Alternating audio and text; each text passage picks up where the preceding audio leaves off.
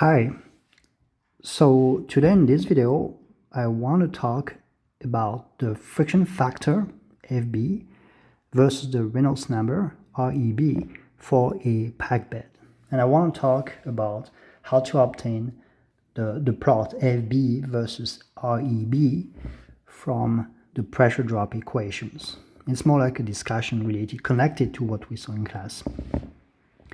And the background for this video is you need to memorize, or at least you need to remember what we saw for a flow in a packed bed. We saw that for a flow in a packed bed and for a Reynolds number less than 10, the pressure drop, delta P, so the pressure difference between the entrance and the exit of your packed bed could be expressed using the Koznick-Harman equation, which is shown here, 150 times the viscosity times U0, which is the average velocity of the flow approaching the packed bed, times delta L, which is the length of your packed bed or the thickness of your packed bed, and divided by dP squared, where dP would be the diameter of the particles composing your packed bed. And there's a term here in which appears the porosity of the packed bed. So that's for Reynolds number less than 10. We've derived it from a thin shell momentum balance. We managed to obtain the velocity, and then we use the Hagen-Poiseuille equation to get the mass flow rate, and then we try to isolate the delta P.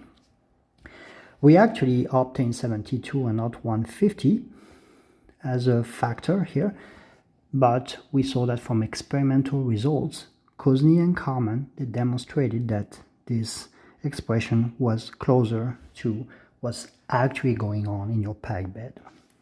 So that's for Reynolds number less than 10, and for Reynolds number more than 1,000, Burke and Plummer proposed that equation right here. So I don't want you, like I said in class, I don't really want you to memorize these expressions, but just try to understand a little bit the logic and the physical meaning.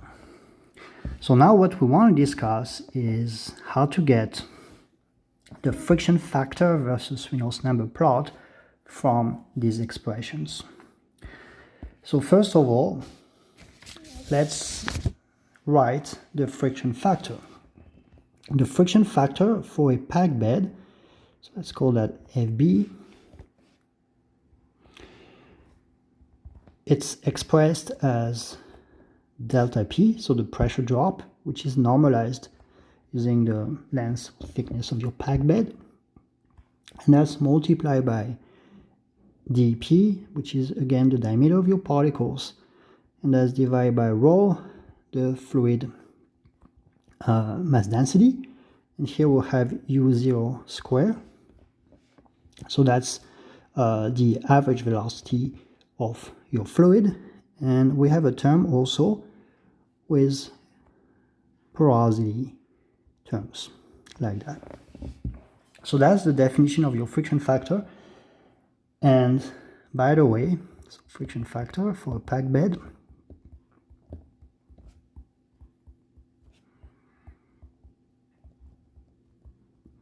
and by the way, it has no dimension, okay? No units. And this is something that you can quite easily check, right? Your delta P is expressed in Pascal usually, but that's the same as you remember, it's the same as Newton divided by square meter, and Newton, so that's force times acceleration, so that's going to be the same as mass times length scale divided by square second, like that. And so that's going to give you something in kilogram per meter and per square second. Your delta L is a length scale, so that's in meter. Your dP is also in meter. Your mass density is in kilogram per cubic meter. Your velocity or your average velocity is in meter per second. and your porosity, well, it doesn't have units, right? It's percent. So if you're checking, you will you will find that, of course, your friction factor has no dimensions. So now we want to obtain, or we want to try to draw the friction factor as a function of the Reynolds number from the pressure drop equations. And by the way, again, that friction factor expression, you don't need to memorize it, but perhaps be able to discuss the logic behind it, like why would the friction increase with the pressure drop or with the diameter of the particles, for example. You can ask yourself these kind of questions. All right, so if we're looking at this expression of the friction factor, we can also see that there is a dp, or there's an important term dp, and that's actually times, we can rewrite this way, where I try to isolate the dp actually.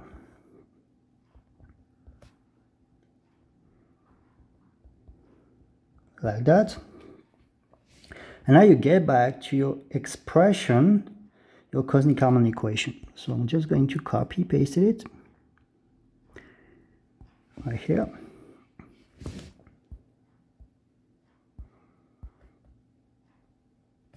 All right. And we're going to take the case of Reynolds number less than 10.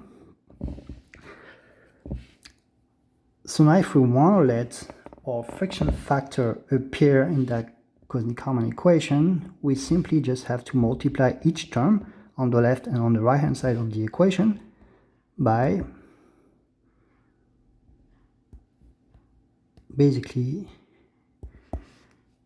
by 1 over dl times dp over rho u square times epsilon cube divided by 1 minus epsilon. Okay, so we're going to take that term here and copy paste it on each side of the equation of in the cosmic Harman relation. And that's something I'm going to do right here. Okay, so we're going to put that here. And we take each term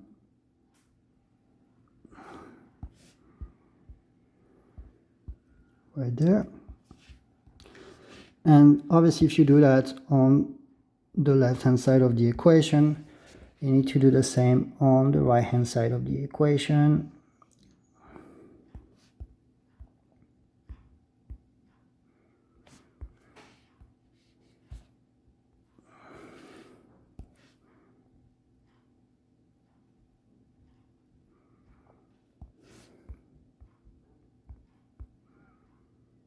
Okay, it's a little small, but that will do the job. All right, and then, well, what appears on the left-hand side of the equation is simply just the friction factor. And the right-hand side of the equation can be simplified a little. And that's what we're going to do on the next page. So let me first copy that.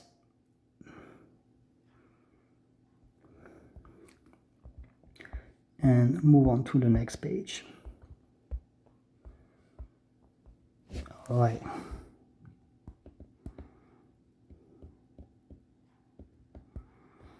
Okay, so there we have our friction factor FB. And what do we have here on the right hand side of the equation? Well, a lot of things can be simplified. Obviously, a lot of things will disappear. Typically, the delta L will disappear, the epsilon cube will disappear. What else? We have 150 that remains. We have mu, u0, they stay here. And here we have 1 minus epsilon square, and that's divided by 1 minus epsilon. So that's going to give you 1 minus epsilon. And at the denominator, oops, sorry, I used the wrong function. At the denominator, we have dp squared.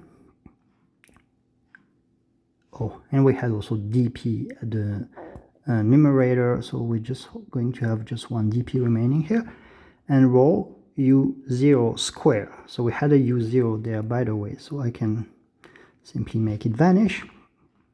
And we're going to have just rho times the average velocity remaining. Okay? So, well, it's not super beautiful, but the idea is here. What appears is the Reynolds number, because if you remember also what we saw in class, the Reynolds number for a packed bed is expressed as rho u0 dp divided by mu and times actually 1 over 1 minus epsilon. Okay, so what we have right there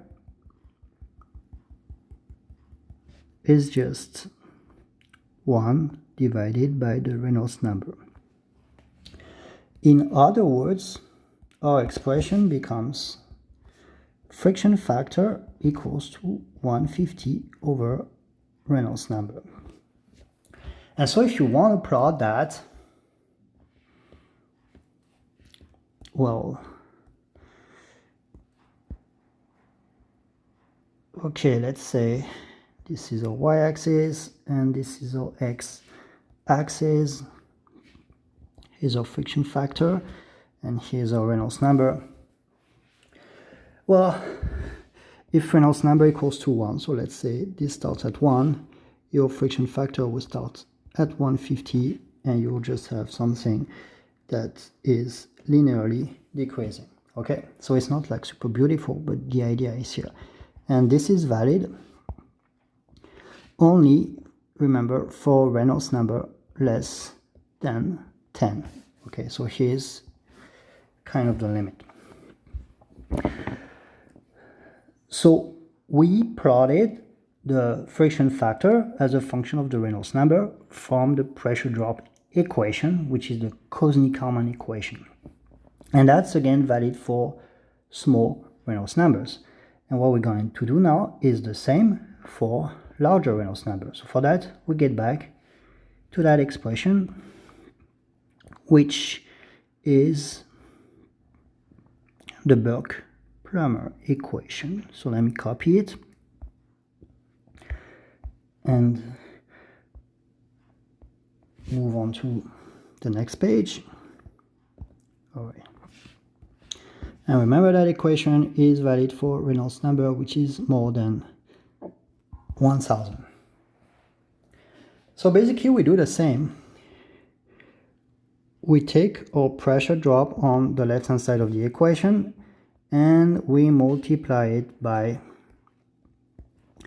the missing term to form the friction factor. So I'm just going to copy it from there.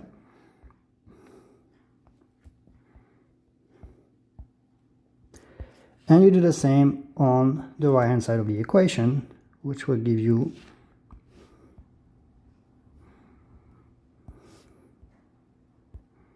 this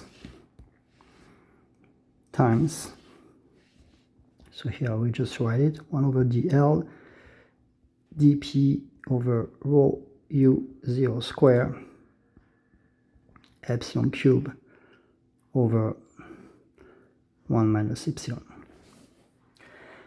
And you try to simplify everything like we did previously. So first, again, this guy here on the left hand side of the equation is the friction factor. And on the right hand side we have 1.75. Then let's see how the term can simplify, if they can simplify. You've got the mass density at the numerator, it's also here at the denominator. The square of the velocity appears also at the numerator and at the denominator. Same for the particle diameter. Same for the delta L, or the length of your packed bed. 1 minus epsilon also can drop, and that's the same for epsilon cube. So you'll see that the only thing that remains on the right-hand side of the equation is 1.75. So that tells you that for large values of Reynolds number, so let's say, okay, I'm here. Oops, sorry.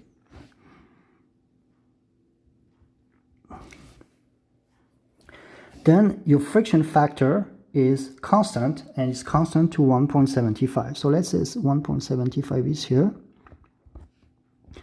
and you need to draw a straight line like that. So of course that representation here, FB versus Reynolds number, is a log plot. Okay. And that's pretty much it. So we've seen that for laminar flow, we have that linear function. For turbulent flow, we have a constant. Well, what happens in between? Well, obviously these two plots must reunite at some point, and what happens in between when we have a transitional flow, we basically add the Cosmic-Kalman equation with the Burke-Plummer equation. So we take into account the two terms, and that will simply connect those two lines. Okay? And that's pretty much how it's done. Okay, so here it's from Cosmic-Kalman.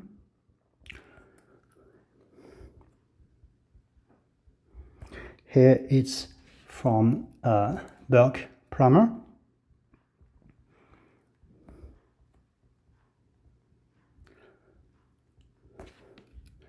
And when we add those two relationships, we have what we call the Ergun equation.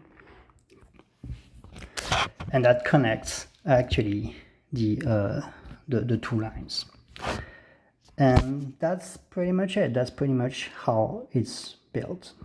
Thank you, and see you in the next video.